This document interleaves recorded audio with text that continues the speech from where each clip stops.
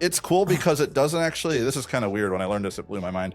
It doesn't actually refer to like a single species, and it's technically not driftwood. So it's from Malaysia, so they got part of, like, they're like half right. But it's really cool. A lot of this comes from various types of trees. A lot of times they were coastal trees or trees that grew along rivers. And then when they settlements were built up, you know, putting in harbors or ports or enlarging that kind of stuff, generally several decades, sometimes over a century ago, a lot of the trees and stuff were just bulldozed, and then they were buried.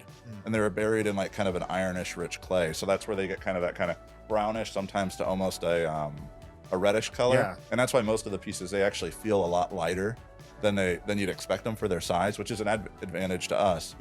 Because they've been like kind of slowly cooking in that substrate for so long. So it's actually, you know, Malaysian driftwood, just like any wood, it is a tree, you know, got chopped down or bulldozed. With this kind of stuff, it's a byproduct that happened a long time ago.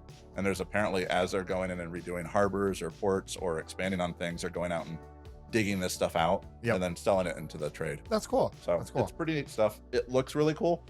Sometimes you'll get pieces, they go at them with a chainsaw, so you get like flat sides or backs like that. And that's like a cool piece to, like, you know, you could silicone or with proper support right onto the background. A lot of times a piece like this that's a bit heavier, I lay the tank on its back, silicone the heck out of it, and then maybe even put a couple PVC tubes as kind of footings or pilings to hold it up, then foam over those to give it some of that structure to hold it in place.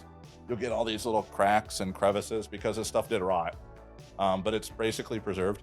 And it doesn't handle water quite as well as cork, but you can still get several years out of it, even in an underwater humid environment.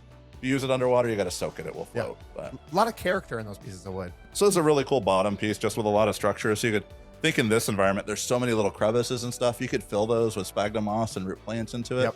Little hidey holes for your animals. You know, putting that to a background, say you have a heat lamp up here, suddenly you've got a nice warm spot that's right down here. And then progressively getting cooler below. The wood will, you know, conduct a little bit of that heat, but shelter so that animal can kind of has multiple layers to dial in right where it wants to be. How warm or cold it actually wants to be. So it's pretty neat stuff.